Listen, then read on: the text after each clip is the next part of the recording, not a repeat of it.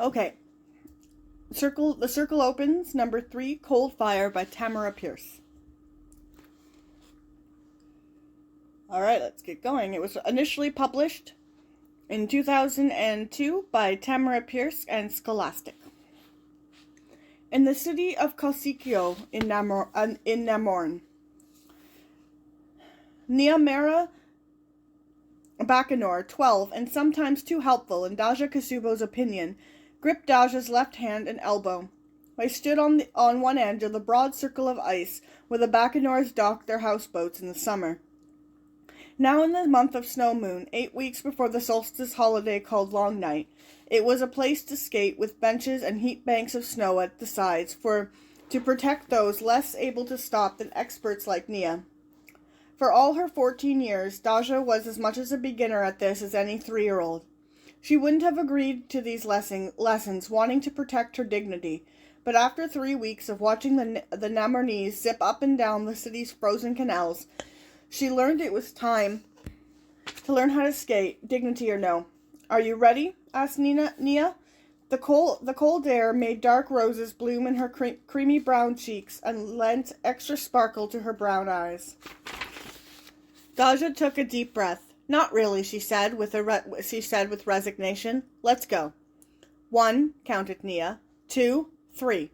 On 3, Nia and Daja thrust with their left legs against the ice, smoothed each night by convict crews who performed that service for the entire city. Daja glided forward, knees wobbling, ankles wobbling, belly wobbling. "Right, push!" cried Nia, gripping Daja's arm. 2 right skates thrust against the ice. Left and right, left and right. They maneuvered across the length of the boat basin. Daja fought to stay upright. She knew her body was set wrong. While she didn't skate, years of training in staff combat had told her that she was not at all centered. It was like trying to balance on a pair of knife blades. Who had thought of this mad form of travel in the first place? And why had no one locked them up before they passed on their dangerous ideas to others? She didn't want to think of the picture she made, though she bet it was hilarious. 5 feet 8 inches tall, she towered over Nia by 4 inches. Where Nia was slender, Daja was big-shouldered and blocky, muscled from years of work as a metalsmith. She was much darker brown than Nia and the other Bacanor children, whose mother was light brown and whose father was white. Daja's face and mouth were broad. Her large brown eyes, when she was not trying to learn to skate, were steady. She wore her springy black hair in a multitude of long, thin braids. Today she had pulled them back in a horsetail, tied with an orange scarf. She wore no fur-lined hat as Nia did, because she had her own way to keep her head warm. Her clothes were in the style worn by Namornese men, a long-skirted coat of heavy wool over a slightly shorter indoor coat, a full-sleeved and high-collared shirt, baggy trousers, and calf-high boots to which the skates were strapped. "See, this isn't so bad," Nia said as they reached the entrance of the boat basin. "Soon it will be easy as breathing. Now turn." She swept Daja around until they faced the stair to the rear courtyard, across the small basin. "Ready, left, push," Nia coaxed. Daja obeyed. Left, right, left, right. They slowly made their way back across the ice. Servants coming and going from the house and outbuildings watched and hid grins. Like Nia, they had spent their lives here on the southeastern edge of the Scythe. For those who could not afford horses and sleighs in winter, the ice skates were necessary. They were a quick way around a city sprawled over various islands in waters that were frozen solid from mid-blood moon to late seed moon. By the time Nia turned Daja again, the older girl was starting to get the idea. The trick was to rock as she stroked, using alternate legs to push. If she brought her legs together, sooner or later she would stop moving. Skates, when not in motion, had an ugly tendency to make the wearer fall over. Nia guided her back to the end of the boat basin, where it passed under a street bridge to enter the canal beyond. Without stopping, she moved Daja onto a course that circled the ice instead of halving it. 3 times they went around, Daja feeling stronger and more confident with each turn. It was not so different from being aboard a ship in a cold way. She enjoyed it so much that she didn't realize that Nia had let go of her. She skated 2 yards alone before she noticed. Then she made the mistake of looking for her partner. Her knees and ankles wobbled. She frantically tried to recapture the rhythm, managing just 3 strokes of the skates before her feet hit the basin's edge. Daja went face first into the heaped snow. She sank a foot before Nia pulled her out. Laughing, the girl apologized.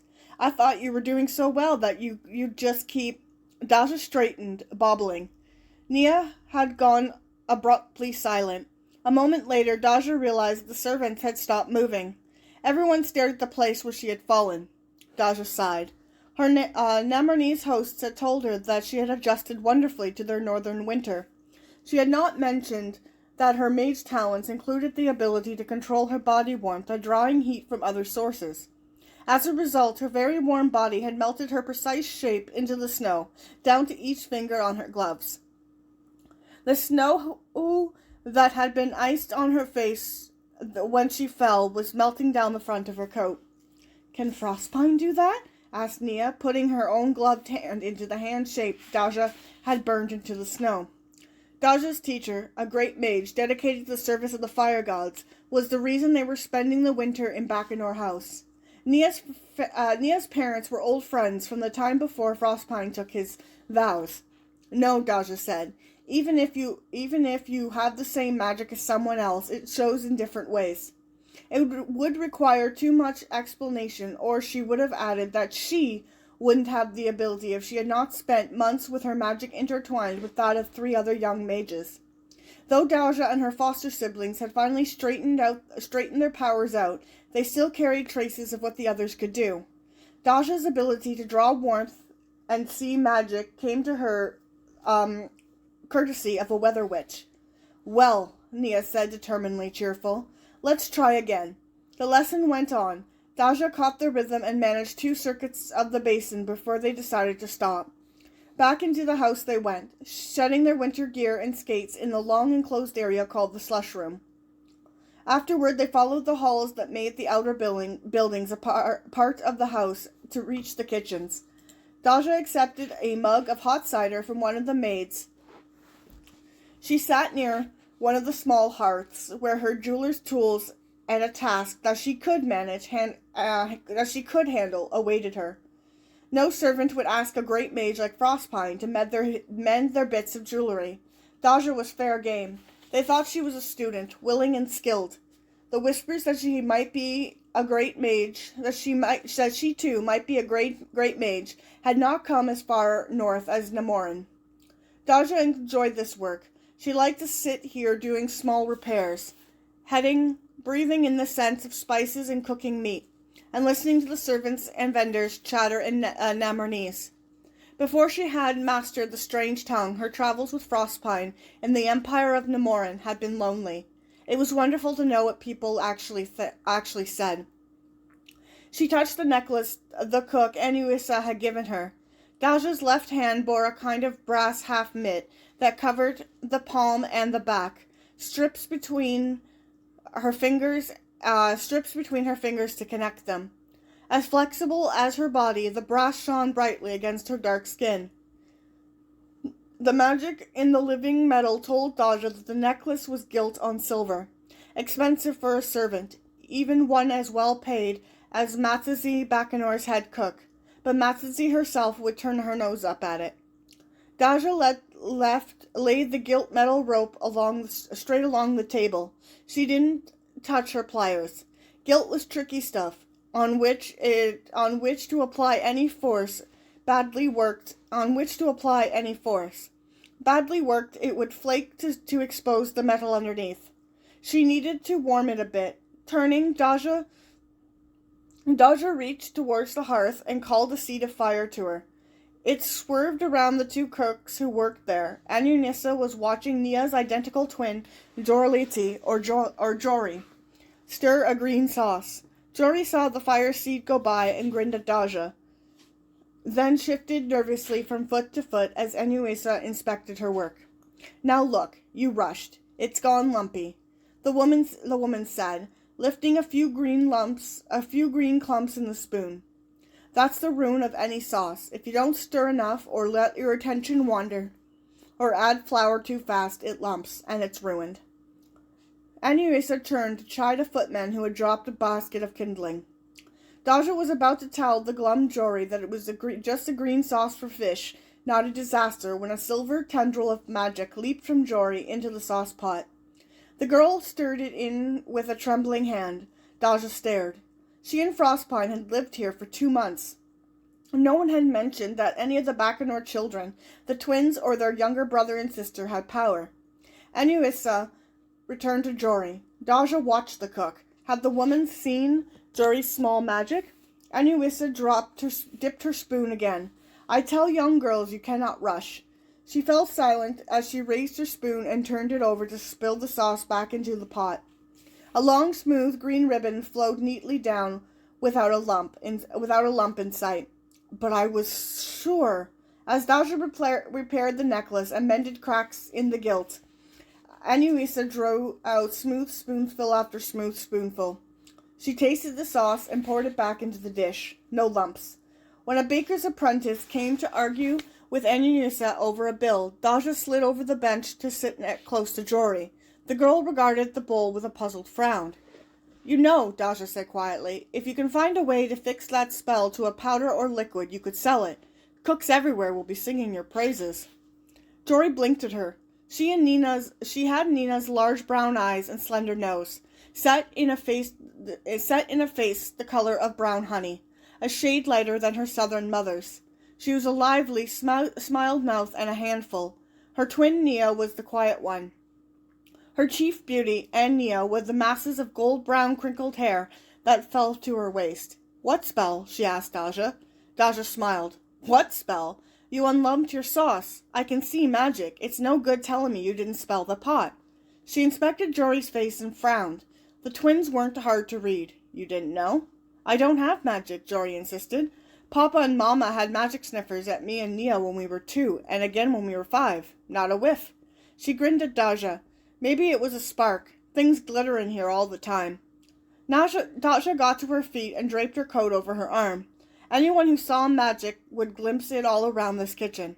There were runes to keep out rats and mice, spells in the hearth stones to keep a few embers alive until someone rebuilt the fire, and a spice cupboard magically built to keep its expensive imported contents fresh. "You would know," Daja said. "If you do figure out what you do, you should write it down." "Oh, Enuisa just scraped from the bottom or something," Jory said airily. "She wants everything perfect." "Fire!" someone yelled outside. "Fire in the alley! Fire brigade, turn out!" Jory fled. Daja assumed to warn her mother and the housekeeper. The kitchen's help streamed outside. Daja put on her coat and followed them, wondering what fire brigade meant. She was surprised that Enuisa would allow anyone to run off to gawk. The woman was fair but strict. When she reached the courtyard, Daja discovered her mistake in thinking the servants had come to watch. A line of kitchen helpers stretched between the wall and the alley of the rear courtyard. They passed buckets of water to the rear gate. Another line of people led from the large pile of sand they used for icy paths. They passed buckets of sand the same way. Daja followed the full buckets into the alley. The efficient assembly stretched down its length to the nearby blaze, an abandoned stable behind Mokeep House. Daja viewed it with an intelligent eye, since fire was mixed into her power. The stable was gone, that was certain. The closest buildings might be in danger, but it seemed this strange local efficiency covered them as well. Men stood on every roof that might be at risk, and soaking the shingles in water, keeping an eye out for jumping flames or wads of burning debris. Daja was impressed twice over. Since her arrival in Nemorin, she found it hard to feel safe in cities that were almost entirely wood. Here, only the nobility and the empire built in stone. Apparently, she did not worry alone. Someone was teaching Kozikans organized ways to battle fire. How did this happen? She asked Anusa, who stood beside her. Most places they have sloppy lines, and hardly anyone ever thinks of the neighbors' roofs but the neighbors. We got lucky, Anusa replied. She was a 40-ish white woman with brown eyes, sharp cheekbones, and a full, passionate mouth. Unlike many northern women, she left her hair brown rather than dye it fashionably blonde, and wore it pinned in a coil. Bennett Laderin, the man who trained us to fight fire, studied with the fire mage Powell Godsforge. Daja whistled. Everyone who dealt with such things knew of the great Godsforge, whose home was tucked among the mountain springs and grayers in the northwest corner of the Namanese Empire. Lateran is a mage? She recognized his name. The Laterans lived nearby. Not Ravit Bennett, Anusa replied, using the Namanese word for master. But he said there was plenty for even a non-mage to learn, and he learnt it. When he came home, he talked to the city council into allowing him to train districts in Godforge's fighting methods. Then he talked to some of the island councils into granting funds and people to train. It paid off. It's been 2 years since a house burnt to the ground here on Kadzip. Suddenly people in the courtyard were shouting. Above the adult voices rose the thin screams of children. Daja left Anusa and raced towards the stable, realizing someone must be caught inside. She gathered her power in case she had to do something in a hurry. In the stabled yard, people stood close as they dared to the entrance of the burning building. Full buckets in hand, their eyes were wide and soot-streaked faces, glued at the dark opening ringed in flame. Someone went in, Daja thought. They're waiting for him to come out. She was reaching with her magic, prepared to hold the fire back, when a bulky, awkward gray shape came out of the smoke-filled entrance at a dead run. Behind the shape, overtaxed roof beams groaned and collapsed. The stable roof caved in, sending gouts of flame bursting out of the doorway to clutch and release the gray shape. Daja saw a clump of burning straw shoot up through the hole in the roof, swirling in the column of hot air released by the fire. The brisk snow moon wind seized it and dragged it higher towards the main house. Daja raised her right hand and snapped her fingers, calling with her power. The clump of fire came to her, collapsing until it was a tiny globe that rested on her palm. Holding it before her face, she asked, "What am I going to do with you?" She looked at the gray shape. Firefighters pulled the water-soaked blanket away to reveal a large, sodden white man with 2 boys no older than 8 or 10. He carried one over a shoulder, the other under an arm. Daja's throat went tight with emotion. There was no glimmer of magic to this fellow, who had nearly been buried in the stable. With only a wet blanket for protection, he had plunged into the flame to save those boys. He'd come close to dying. One more breath and the burning roof would have dropped on his head. This was a true hero, a non-mage who saved lives because he had to, not because he could protect himself with magic. He was a tall man in his early 30s, coatless. His wool shirt was covered in soot marks and scorches. His russet wool trousers were also fire-marked. He appeared to have forgotten his wiggling burdens as he stared at Daja and her fire seed with deep blue eyes. The firefighters tugged on the boys. Recalled to himself, the tall man released them and grimaced. He shook his left hand. It was crimson and blistered with a serious burn. The boys were coughing, the result of their exposure to the smoke. Their rescuer eyed them with a frown as a firefighter wrapped linen around his burned hand. "Which of you started it? Which of you said it?" he demanded. A woman in a maid's cap and white apron was offering the boys ladle of water to drink. She dropped the ladle at the blue-eyed man's words. "Set?" she cried. "It's his fault, Mama." One croaked, pointing to the other. "He spilt the lamp." "You said we could play in there," cried his companion, before a series of coughs left him wheezing. The maid grabbed each lad by an ear and towed them into the main house. Daja shook her head over the folly of the young and glanced at the burning stable. The firefighters had given up. They simply kept back and watched for more falling debris. They also edged away from Daja, their eyes on the white-hot fire globe in her hand. If you don't want people to be nervous with you, don't do things that make them nervous, Frostpine had advised after they'd been on the road a week. Or do things they won't notice. You've been spoiled, living at Winding Circle, where everyone's used to magic. Outside, making things act differently than normal turns people jumpy. Yeah, we're not very good with things that are out of the abnormal, out of what we consider normality, are we? Daja didn't like to make people jumpy.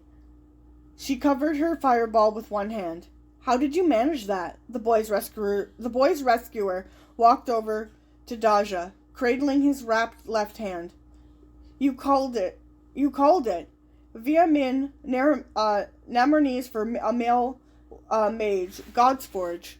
Had that trick, except in ribbons and not balls. He thrust his right hand at Daja. Bennett Ladrin, he said. Even covered with soot and scorch marks, he was a comfortable-looking man, with the soft, big body of a well-broken-in armchair. Well, that's an interesting description, but sure, let's go with it.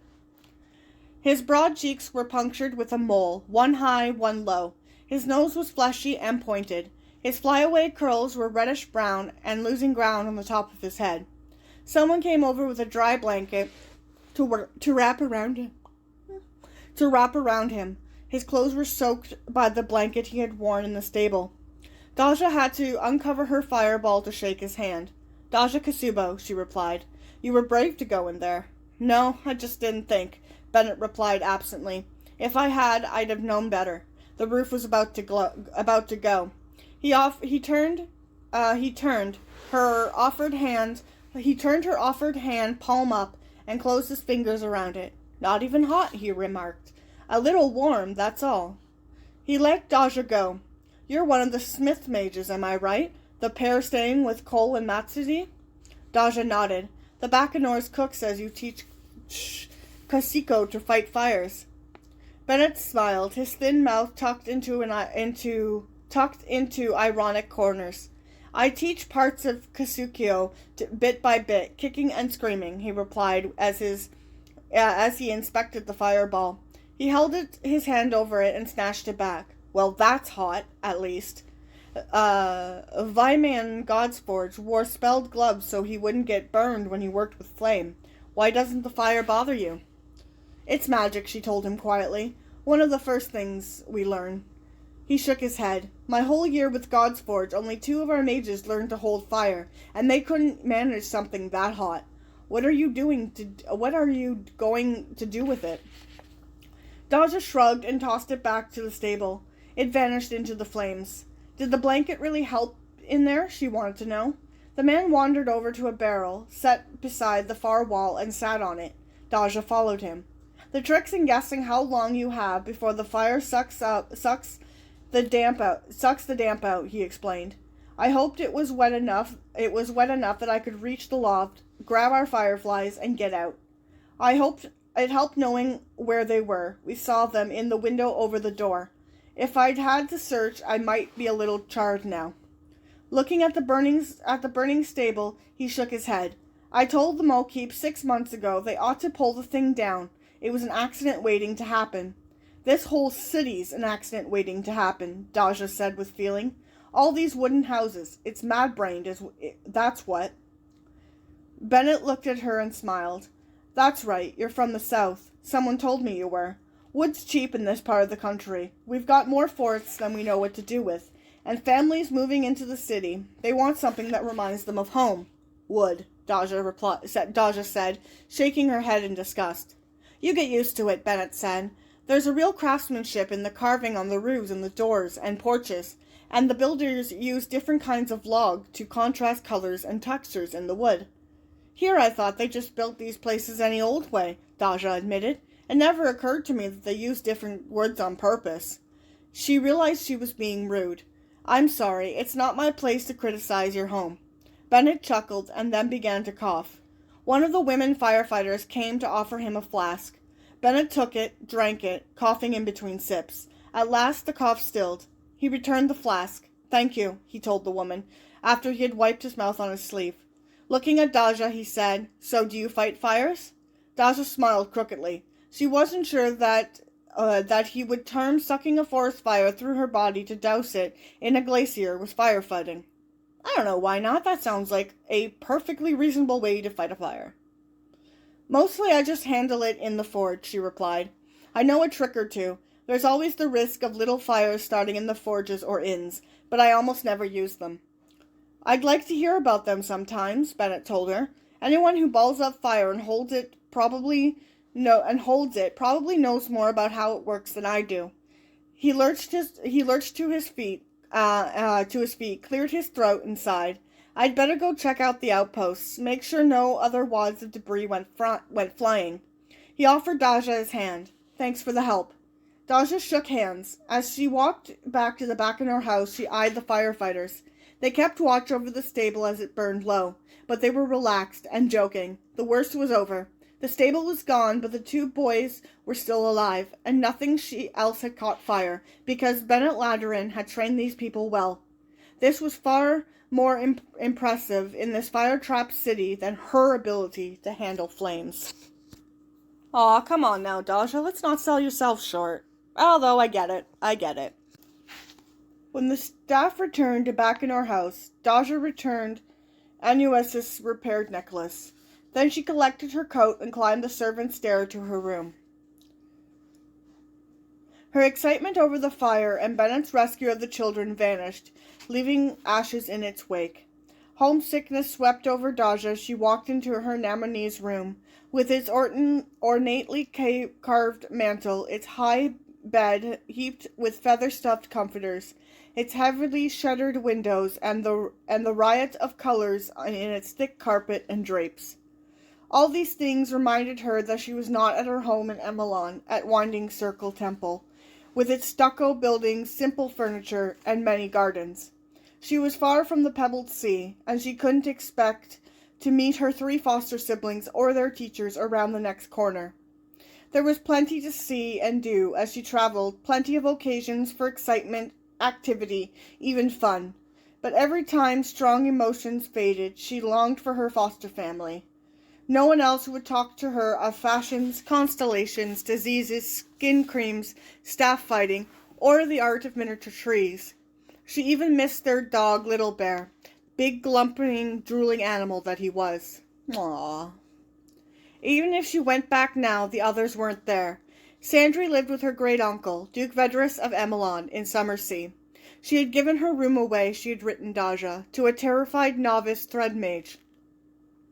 The last time Daja had heard from Briar, their lone foster brother, he and his teacher Rosethorn were on their way east. They might not return for 2 years. Triss and her teacher Nico had gone so far south that Daja fully expected them to return from the north. It was Frostpine's idea to travel as well, to show Daja the ways of other smiths.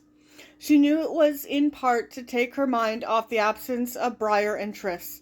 It was also true that she had learned a great deal in the smithies that ranged from tiny crossword places where the specialty was horseshoes to elegant goldsmiths' forges where she learned to put designs compounded of tiny gold balls on metal.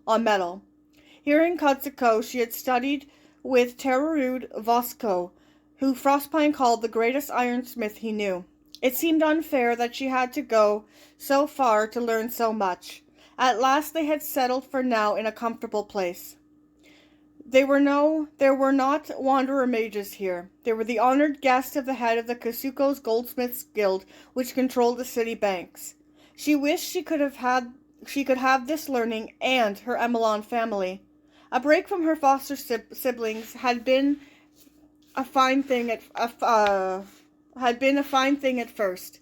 After mingling their powers, they had kept a magical bond that allowed them to know what the others thought and felt. When they'd left Emelon, Daja had thought that she could go months, perhaps a year, without knowing 3 other people inside and out, as they knew her. She had lasted 2 whole weeks, she thought ruefully. One thought brightened her mood. She had had a nice talk with Bennett Ladderin, a sensible talk about useful things. Smiling at the simple pleasure, Daja hung up her indoor coat. Bennett had mentioned something that tweaked her imagination. Gloves spelled so the wearer might handle fire. Could she make gloves that someone with no magic might use? If such gloves could be made, what about an entire suit? With a fireproof suit, someone like Bennett wouldn't have to rely on the scant protection of a water-soaked blanket. She thought until she realized that she daydreamed with no purpose.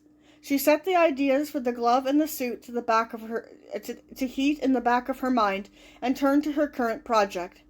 Matching jewelry sets for each of the Bacanor women, even 8-year-old PG. For Cole and his 5-year-old son, Edidart, she had already created matching neck rings and wrist cuffs, jewelry favored by the Namonese men. There were her long night presents, her thanks to this open-hearted family. Daja labored over her gifts, shaping the women's jewelry to be as fine and ornate as lace. The cost of the gold was nothing. The strange, unique pieces she made with the excess living metal that she took off her hand daily, if she let it go unchecked, she would be coated in it by now, had made Daja wealthy. She was shaping a sign of health when someone rapped on her door. "It's open," she called, twitching a nearby piece of cloth over her work to hide it. Jory danced in, followed by her twin. Nia sat beside Daja while Jory wandered the room chattering. Anunusa says cook mages study from books. They put spells on sauces and draw symbols on pots and pans.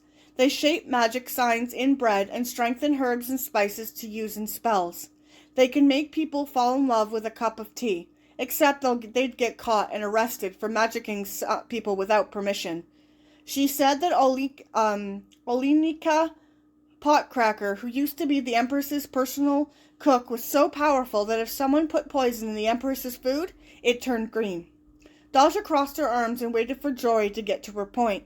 It was a tactic Daja had learned over the last 2 months.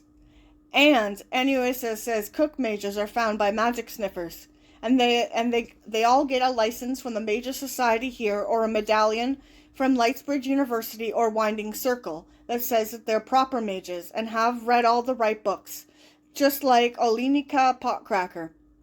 Jory plumped herself down on a footstool. So I couldn't be a mage like that. The magic sniffers said we weren't mages. Twice. It's in Papa's family, but not in us. Daja touched the medallion she wore under her clothes. Frostpine had made one for each of the 4 at Discipline Cottage 18 months before, and given them out at a supper attended by them and their teachers. In front of each pendant had the student's name and that of her or his chief teacher inscribed on the outer edges. A symbol for that student's magic was at the center. Daja's was a hammer over flames. On the other side of the medallion was the spiral symbol for Winding Circle, where they had studied. The medallions were spelled so that usually the wearers forgot them unless someone asked them to prove that they were accredited mages. Winding Circle's Mage Council had granted the medallions the 4 had Winding Circle's Mage Council had granted the medallions the 4 had earned only after Frostpine promised to ensure that they didn't brag about a credential that most mages studied for years to get. He didn't tell the council that the 4 weren't likely to brag. The council would not have believed it. Sandry wore her medallion like her nobility. It was so much a part of her that she rarely thought about it. Briar might once have used it to boast, but no longer. Triss wanted the world to forget how powerful her magic was. For Daja, the forgetting spell was useless. Not only did her own power tell her what she wore, but the distinguishing spells on the medallion were Frostpine's, whose magic she knew as well as her own. For now she saw no point in telling Jory that as an accredited mage she knew more about magic than Anuisa. Instead, Daja told the girl, "There's another kind of mage, not as common as the ones you train with the Mages Society or at Lightsbridge. We see them a lot at Winding Circle. They use magic that's already in things, rather than adding magic to something. It's called ambient magic. You can make it stronger or bigger or more accurate with book studies, but you still draw on magic that's already there. Everything has some magic in it. She looked at Nia. I suppose you like cooking too, though I hardly ever see you in the kitchens. Nia shook her head. Jory replied, She won't go near a hearth. She's afraid of fire. Nia glared at Jory. You would be too if you had any sense, she informed her twin. The house clock chimed the hour. Jory and Nia looked at each other. Music lessons, they yelped, and tumbled out the door. Daja uncovered her necklace and went back to work. After a couple hours of labor, Daja realized she was stiff. A walk might clear the cobwebs from her skull. Down the servants' stairs she went, bypassing the kitchen and its enticing smells, following the corridors that connected the buildings until she reached the slush room. Properly clothed, she wandered out into the waning afternoon and the alley. The rear gate by Mokeep House was still open, the trampled and sooty ground around it frozen into ruts and holes. Daja looked in. A tall, rumpled figure in a heavy sheepskin coat wandered through the remains of the stable, kicking apart any large clumps of charred matter. Bennett Landerden was checking for hidden blazes that might find something to burn if the wind picked up. Entering the courtyard, Daja threw her power out ahead of her, feeling for heat. There's nothing warm left, she told him. I just checked. The big man smiled. Another useful skill, Vietnamese Daja, he said, using the Namanese word for female mage. He walked carefully across the burnt-out mess until he reached her. Places where the firefighters had used water were frozen, making the footing treacherous. As he spread his arms for balance, Daja saw a neatly wrapped bandage on his left hand. You got scorched, she said, pointing to it. He made a face. Not too badly. There was a piece of wood in the way when I went to get those boys. I knocked it aside, but the blanket slipped, and I hit it with my bare hand. The healer says when I take this off, day after tomorrow, I won't even have a scar. Changing the subject, he remarked, I'm surprised you're not studying with God's Forge. I don't know if you've heard of him. He slipped at the edge of the building. Daja instantly steadied him. I have, she said, releasing him as he got his footing. I'm a smith, really. Fire for its own sake doesn't much interest me. All I know about fire comes from my magic, but I know you studied with him. Bennett shook his head. I think we are such a worldly city, but really we are just a collection of villages. Gossip flows quicker than air here. Did they tell you about my birthmarks? Daja grinned at him. I don't know how they missed that, she replied. She had already discovered that most Kasdeep Island residents knew her name and Frostpine's, why they had come to Cusco, and where they lived. And if you don't mind my asking, why study with a fire mage if you have no magic yourself? Because he knew how fires burned and the different materials and how to fight them, the man explained. Things even someone like me could learn. Things like when you're in a burning building, touch a closed door first. If it's hot, you won't like what happens if you open it. Daja raised her eyebrows in a silent question. He answered, Opening the door, you give the fire inside a burst of air. It blasts out and cooks the person in the doorway. Daja whistled softly. I'll remember that. And it makes sense. We use bellows in the forge to pump air into the fire to make it burn hotter. What else did you learn? How to know if a fire was deliberately set, he explained. And wind patterns, and of the use of sand in the winter. He stared at the runes, hands stuffed in his coat pockets. One time there was a barn that had to be destroyed, so he set a fire to it. Then he threw a shield over us so we could stand in the middle of the barn and watch how the fire burned. Along the floor, up the walls, into the loft. It was like a carpet of fire blossoms rippling over our heads. He glanced at Daja. I'm sorry, people tell me that I just rattle on. Me too, buddy, me too. No, I'm interested, Daja protested. The only time I ever saw anything like that was during this forest fire. Even then, even then, what I saw didn't ripple or anything. I pulled it through me. All I saw was streaks. She realized what she must sound like and hung her head. I'm not boasting, it really did happen. Oh, I believe you, said Bennett, his eyes blazing with excitement. What I would give to see that. Daja grinned at him. At the time, I wish I hadn't. But it wasn't like I had a choice. I would have died if my foster brother and sisters and Frostpine hadn't helped with their magic. And I didn't exactly come away unscathed. She rubbed her thumb against the metal under her left glove. Yes, it was useful. Yes, she made living metal creations that rich people bought at high prices. She had also seen revulsion on the faces of those who touched her hand and found warm metal, at those who saw her peeling the excesses from her flesh. She also suffered infections when the metal caught on something and pulled away part of her skin. She shook off those memories. Did you learn about forest fires from God's Forge? She asked her companion. Enough that I prefer city fires, Bennett said with a grimace. Or at least I prefer city fires if I have trained people to fight them.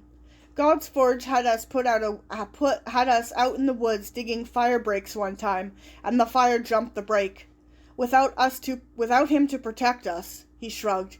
He said that once a really big forest fire gets started, it can't be stopped until it rains or it consumes all the forest it can get. They were moving out through the Mokeep gate into the alley. It's true, Daja said. At least Nico, Niclarin Goldeye, he was one of our teachers. He said that about lots of things. Storms, forest fires, tidal waves. They reach a point of strength and even the most powerful mage can't stop them. It's the best you can do is shift them. He'd come to a halt and was staring at her. You studied with Niclarin Goldeye? It was Daja's turn to shrug. He's the one who saw my magic and taught us to control what we had. Mostly he was my sister Triss's teacher, though. She made a face. They're well suited, always with their nose in a book. As much as I probably would drive Nico crazy, yeah, it sounds like we'd be suited too. Daja shook his hand. Oh, sorry, nope, skipped a part. Bennett laughed and offered his hand. I enjoyed talking with you, Daja Kasubo. I hope we can do it again. Daja took his hand. Thank you, Ravat Landarum. It's nice to talk to someone who doesn't just think the fire's for use or putting it out. Call me Ben, he told her, and I know what you mean.